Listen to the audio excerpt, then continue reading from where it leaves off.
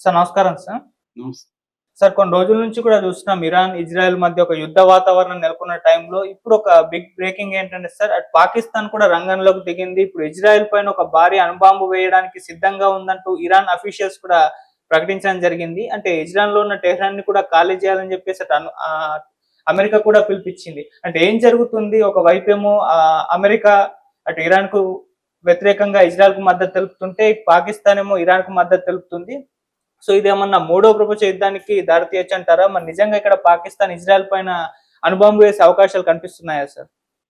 ఖచ్చితంగా యుద్ధం అయితే రోజు రోజు పెరుగుతుంది. గత 5 రోజుల నుంచి కూడా ఇరాన్ అండ్ ఇజ్రాయెల్ మధ్య యుద్ధం పెరుగుతుంది. యుద్ధంలో ఇరువైపులా కూడా నష్టం సంభవించింది. ముఖ్యంగా ఇరాన్‌లో పెద్ద ఎత్తున నష్టం సంభవించినట్టు చెప్తున్నారు. ట్రంప్ కూడా G7 దేశాల సమ్మిట్ నుంచి అర్ధాంతరంగా ఆయన వెళ్ళిపోయారు. అమెరికాకెళ్ళిపోయి భద్రతా కమిటీ సమావేశంలో పాల్గొనబోతున్నారు. అలాగే టెహ్రాన్ ప్రజల్ని ఖాళీ చేయమని చెప్తున్నారు. టెహ్రాన్‌లో దాదాపు 1,00,00,000 మంది వరకు ప్రజలుంటారు ఇరాన్‌లో. ఇరాన్‌లో ఎందుకంటే 73% నగరాల్లో నివసిస్తుంటారు. సో మొత్తం 9,00,00,000 పైన పాపులేషన్ ఉంటే దేశంలో అందులో 1,00,00,000 దాదాపుగా టెహ్రాన్‌లో ఉంటారు. ఇప్పుడు టెహ్రాన్ మీద టెహ్రాన్ ఈజ్ బర్నింగ్ అని నిన్న బెంజమిన్ నెతన్యాహు ప్రకటించాడు. సో ఈ నేపథ్యంలో ఇజ్రాయెల్‌కేమో ఇటు G7 దేశాలు సపోర్ట్ ఉన్నాయి. అమెరికా ఎట్లాగో సపోర్ట్ చేస్తుంది. ఇటు ఇరాన్‌కి వచ్చేసరికి పాకిస్తాన్ రంగంలోకి దిగుతుంది. ఎందుకంటే ఇరాన్‌కి ఇతర దేశాల మద్దతు కూడా ఉంది. లెబనాను, యెమెన్, తర్వాత ఏ ఏ ఇలాంటి దేశాల మద్దతు. సిరియా ఉన్నింది ఒకప్పుడు. ఇప్పుడు సిరియా అసాద్ పోయినాక సిరియా లేదు. అయితే ఏకైక అణుబాంబు ఉన్న ఇస్లామిక్ కంట్రీ పాకిస్తానే. ప్రపంచంలోనే ఏ ఇస్లామిక్ కంట్రీ దగ్గర అణుబాంబులు లేవు. ఇప్పుడు ఈ నేపథ్యంలో పాకిస్తాన్ గాని రంగంలోకి దిగితే ఇరాన్ తరఫున అప్పుడు చైనా కూడా సపోర్ట్ చేసే అవకాశం ఉంది. ఎందుకంటే ఇరాన్ నుంచి ఎక్కువగా ముడి చమురు కొనేది చైనానే. నెంబర్ 1 అంటే చైనానే. అట్లాగే ఇరాన్‌లో చైనా పెట్టుబడులు ఉన్నాయి. సో ఈ నేపథ్యంలో పాకిస్తాన్ రంగంలోకి దిగి ఇటు అమెరికా కూడా రంగంలోకి ప్రత్యక్షంగా దిగితే అక్కడ ఒక రీజనల్ వార్ అయితే మొదలవుతుంది. ఆ రీజనల్ వార్ మెల్లమెల్లగా వ్యాపిస్తే థర్డ్ వరల్డ్ వార్ వచ్చే అవకాశం ఉందని కూడా కొంతమంది చెప్తున్నారు. ఎందుకంటే ఇది కొంత సీరియస్ గానే ఉంది. ఇప్పటి వరకు ప్రాక్సీ అండ్ కోవర్ట్ వార్ నడిచేది ఇరాన్‌కి ఇజ్రాయెల్‌కి మధ్య. ఇప్పుడు ప్రత్యక్ష యుద్ధం మొదలైంది 5 రోజుల నుంచి. ఇది ఈ రోజు 5వ రోజు. సో ఈ నేపథ్యంలో అసలు పాకిస్తాన్ రంగంలోకి దిగుతుందా? పాకిస్తాన్ అణుబాంబు వేసే అవకాశం ఉందా? అసలు ఇరాన్‌కి ఇజ్రాయెల్‌కి మధ్య ఈ యుద్ధం ఎందుకొచ్చింది? ఈ విషయాలను మనం చెప్పుకుందాం బ్రీఫ్‌గా. ఇరాన్‌కి ఇజ్రాయెల్‌కి మధ్య నిజానికి ఒకప్పుడు శత్రుత్వం లేదు. ఇజ్రాయెల్ 1948లో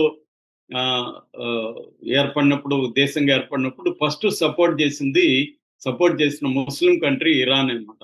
అప్పట్లో షా ప్రభుత్వం ఉండేది. సో ఇరాన్‌కి తర్వాత ఇజ్రాయెల్‌కి మధ్య మంచి సంబంధాలు కూడా ఉన్నాయి. ట్రేడ్ ఉన్నింది, మంచి సంబంధాలు ఉన్నాయి, ఇచ్చిపుచ్చుకోవడం అన్నీ ఉన్నాయి. అయితే ఏమైందంటే 1979లో వార్ మన ఇరాన్‌లో ఒక ఇస్లామిక్ రెవల్యూషన్ మొదలైంది. అక్కడ గవర్నమెంట్ కూలిపోయింది. షా ప్రభుత్వం కూలిపోయి ఇస్లామిస్ట్ ప్రభుత్వం ఖొమైనీ ఆధ్వర్యంలో ఏర్పడింది. అప్పుడు నుంచి ఇక ఇజ్రాయెల్‌ని గుర్తించడం మానేశారు ఇరాన్ వాళ్ళు. అసలు ఒక దేశంగా మేము గుర్తించమని చెప్పారు. మ్యాప్‌లో భూగోళం నుంచి ఇజ్రాయెల్‌ని తుడిచిపెట్టేయడమే మా కర్తవ్యం అన్నట్టుగా ఇరాన్ మొదలుపెట్టింది. దీనికి ప్రధాన కారణం ఇజ్రాయెలు పాలస్తీనా ప్రజలకు దేశం లేకుండా చేసి, ఆ పాలస్తీనా భూభాగంలోనే పాలస్తీనల్ని ఒక మొత్తం దేశమే ఒక జైల్లాగా మార్చేసి వాళ్ళని నిరంతర నిర్బంధంలో ఉంచి చంపడం మొదలుపెట్టింది. దీంతో ఇరాన్ ఇజ్రాయెల్ మీద ప్రాక్సీ వార్ మొదలుపెట్టింది. దీన్నే యాక్సిస్ ఆఫ్ రెసిస్టెన్స్ అంటారు. యాక్సిస్ ఆఫ్ రెసిస్టెన్స్ అని ఒక కూటమిని ఇరాన్ తయారు చేసింది. అదేంటంటే లెబనాన్‌లో హిజ్బుల్లాసు, యెమెన్‌లో హౌతీసు, పాలస్తీనాలో హమాసు, ఇరాక్‌లో ఇస్లామిస్ట్ రెవల్యూషన్స్, సిరియాలో ఇస్లామిస్ట్ రెవల్యూషన్స్, ఇలాగా వీళ్ళందరితో కలిపి ఒక యాక్సిస్ ఆఫ్ రెసిస్టెన్స్ అనే దాన్ని ఒక ప్రోగ్రామ్ చేసి నలువైపుల నుంచి ఇజ్రాయెల్ని అటాక్ చేసే కార్యక్రమాన్ని ఇరాన్ మొదలుపెట్టింది. ఎప్పుడైతే ఇరాన్ మొదలుపెట్టిందో 90s అండ్ 2000s ఈ ప్రాంతంలో ఇజ్రాయెల్ కూడా పెద్ద ఎత్తున వీళ్ళందరిని ఎదుర్కోవడం మొదలుపెట్టింది. ఇది ఎప్పటి నుంచో కంటిన్యూ అవుతుంది. అయితే 2023 అక్టోబర్ 7న హమాస్ ఇజ్రాయెల్ మీద ఒక టెర్రరిస్టు దాడి జరిపి 1000 మందికి పైన చంపింది. అప్పటి నుంచి కూడా ఈ ఘర్షణ తీవ్ర రూపాన్ని దాల్చింది. సో వీళ్ళందరికీ సపోర్ట్ చేస్తున్నది ఇరాన్ కాబట్టి ఇరాన్ని దెబ్బతీయాలనేది ఇక్కడ ఇజ్రాయెల్ లక్ష్యం. ఇక అమెరికాకున్న లక్ష్యం ఏంటంటే ఈ మొత్తం అరబు ప్రపంచంలో ఉండే వనరులు కావచ్చు, వ్యాపార మార్కెట్ కావచ్చు, దీన్నంతా కూడా తను సొంతం చేసుకోవాలంటే, దీన్ని కంట్రోల్ చేయాలంటే ఇక్కడ ఇజ్రాయెల్ని పెంచి పోషించాలి అని చెప్పి ముందు నుంచి కూడా అమెరికా కావచ్చు, ఇతర western countries France, Germany, UK, Japan ఇలాంటి దేశాలన్నీ కూడా ఇజ్రాయెల్కి మద్దతు ఇవ్వడం మొదలుపెట్టాయి. సో ఈ నేపథ్యంలో గతంలో కూడా 2023-24లో కూడా ఇరాన్ ఇజ్రాయెల్ మధ్య టార్గెటెడ్ గా కొన్ని అటాక్స్ జరిగాయి. అయితే ఇప్పుడు టార్గెటెడ్ గా కాకుండా సర్వనాశనం చేసే ఉద్దేశంతోనే ఇజ్రాయెల్ అటాక్ మొదలుపెట్టింది. దీనికి ప్రధాన కారణం ఇప్పటికి ఈ 5 రోజుల యుద్ధం ఎందుకు మొదలైందనే దానికి ప్రధాన కారణం ఏంటంటే అమెరికా, ఇరాన్, అట్లాగే ఇజ్రాయెల్, ఇరాన్ వీటి ఒక ట్రయాంగిల్ గా మనం చూస్తే ఇటు అమెరికా, ఇజ్రాయెల్ రెండు కూడా ఇరాన్లో యురేనియం నిల్వల్ని విపరీతంగా పెంచుకుంటున్నారు. న్యూక్లియర్ బాంబుని తయారీ కోసం యురేనియం నిల్వలను పెంచుకుంటున్నారు. మామూలుగా యురేనియం నిల్వలు 60% ప్యూరిటీ వరకు ఉంటే అది డొమెస్టిక్ కన్జంప్షన్కి ఇంధన అవసరాలకు వాడతారు. 90% ప్యూరిటీకి వెళ్తే దాన్ని ఏమంటారు, ఆటమిక్ బాంబుల్ని తయారు చేయడానికి ఆటమిక్ వెపన్ గ్రేడ్ యురేనియం అంటారు దాన్ని. ఆటమిక్ వెపన్ గ్రేడ్ యురేనియం అంటే 90% పైన ప్యూరిటీ ఉండాలి. ఇప్పుడు ఇరాన్ అలాంటి 90% పైన ప్యూరిటీ ఉన్న యురేనియం నిక్షేపాలను విపరీతంగా పెంచుతోంది అనేది అమెరికా అండ్ ఇజ్రాయెల్ చేస్తున్న ఆరోపణలు. సో ఇది మేము లేదు అని వీళ్ళు చెప్తారు, వాళ్ళు ఉంది అని చెప్తున్నారు. కొన్ని సైట్లని చూపించడానికి ఇంటర్నేషనల్ ఆటమిక్ ఎనర్జీ ఏజెన్సీ ఉంటుంది. ఆ ఏజెన్సీ ప్రతినిధులు వెళ్ళి కొన్ని చూశారు, అక్కడ లేవు. కానీ కొన్ని ఇరాన్ చూపించట్లేదు. సో దీంతో గత కొంతకాలంగా ఇటు ఖతారు, ఇటు ఒమెన్ ఈ రెండు దేశాలు అమెరికాకి ఇరాన్ మధ్య మధ్యవర్తిత్వం వహిస్తున్నాయి. ఒమెన్ లో 5 సార్లు ఇప్పటికీ ఇటు అమెరికాకి ఇరాన్ ప్రతినిధుల మధ్య చర్చలు జరిగాయి. అమెరికా ఏమంటుందంటే నేను ఈ నిల్వలను పెంచను, అణుబాంబు తయారు చేయనని ఒప్పందం మీద సంతకం చేయమని ఇరాన్ అడుగుతుంది. దానికి కూడా ట్రంప్ ఏం చెప్పాడంటే 60 రోజులు టైం పెట్టాడు, డెడ్ లైన్ పెట్టాడు. దీనికి ఇరాన్ ఒప్పుకోవట్లేదు. సో మీరు ఇలాగా మమ్మల్ని ఇంత ప్రెజర్ చేసి సైన్ చేస్తే ఆల్రెడీ ఇజ్రాయెల్ దగ్గర కూడా అణుబాంబులు ఉన్నాయి, వాళ్ళు చెప్పట్లేదు, మా దగ్గర క్లియర్ గా డాక్యుమెంట్స్ ఉన్నాయి, ఎక్కడెక్కడ ఉన్నాయి అనేదంతా కూడా డీటెయిల్ గా మా దగ్గర ఉన్నాయి. మరి వాళ్ళ దగ్గర అణుబాంబు ఉన్నప్పుడు మా దగ్గర మేము ప్రిపేర్ కాకపోతే ఎలాగా అనేది ఇరాన్ అంటున్నమాట. సో దీన్ని ప్రెజర్ చేయడానికి, ఇరాన్ ని సంతకం చేయించడానికి ట్రంప్ ఏం చేస్తున్నాడంటే దీనికి ఆల్రెడీ మంట ఉంది వీళ్ళిద్దరి మధ్య, ఆ మంటను ఎగదోస్తున్నాడు ట్రంప్. సో ఇజ్రాయెల్కి ఎప్పుడైతే ఇండైరెక్ట్ గా ట్రంప్ హెల్ప్ చేయడం మొదలుపెట్టాడు, ట్రంప్ ఇజ్రాయెల్ అటాక్ చేయడం మొదలుపెట్టింది. ఇప్పటి వరకు ఇజ్రాయెల్ ఏం చేస్తుందంటే 3 రకాల ప్లేసెస్ మీద ఇజ్రాయెల్ ఇరాన్ లో అటాక్ చేస్తుంది. ఒకటి ఈ యురేనియం నిల్వలు లేకపోతే అణుబాంబు ఫెసిలిటీ, న్యూక్లియర్ ఫెసిలిటీల మీద చేస్తుంది. ఫోర్డో అండ్ నటంజ్ ఈ 2 ప్లేసుల మీద ఆల్రెడీ అటాక్ చేస్తుంది.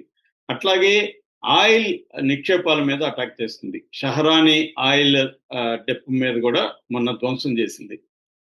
ఇది ఒకటైతే. రెండవది డిఫెన్స్ ఉన్న వాళ్ళ మిలిటరీ అధికారులు ఇండ్ల మీద, ఆఫీస్ మీద దాడి చేసి టాప్ మిలిటరీ అధికారుల్ని, అంటే మిలిటరీ ఆర్మీ చీఫ్ బగేరే దగ్గర నుంచి మొత్తం జనరల్స్ ని అందరినీ కూడా దాదాపు 10 మందిని చంపేసింది, టాప్ కమాండింగ్ ఆఫీసర్లు అన్నిటినీ. అట్లాగే వాళ్ళకి ఐఆర్జీసీ అంటారు. ఐఆర్జీసీ అంటే ఇస్లామిక్ రెవల్యూషనరీ గార్డ్ కోర్. దాని ఆఫీసర్లను ఒక 9 మందిని కమాండర్స్ని చంపేసింది. అట్లాగే ఇంటెలిజెన్స్ వ్యవస్థను కూడా నిర్వీర్యం చేసింది. అట్లాగే వాళ్ళ డిఫెన్స్ సిస్టమ్స్ని నిర్వీర్యం చేసింది. ఇరాన్లో ఉండే డిఫెన్స్ సిస్టమ్స్ పనిచేయడం మానేశాయి. అందువల్ల పౌర ఆవాసాల మీద కూడా అటాక్ చేయడం మొదలుపెట్టింది. సో ఈ నేపథ్యంలో పాకిస్తాన్ రంగంలో దిగి దీన్ని అడ్డుకోవడానికి పాకిస్తాన్ తీవ్రంగా హెచ్చరించింది. పాకిస్తాన్లో సెనేట్ కూడా ఇరాన్కి మద్దతు ప్రకటించింది. పాకిస్తాన్ డిఫెన్స్ మినిస్టర్ ఖ్వాజా మొహమ్మద్ ఆసిఫ్ తీవ్రంగా ఇజ్రాయెల్ని హెచ్చరించాడు.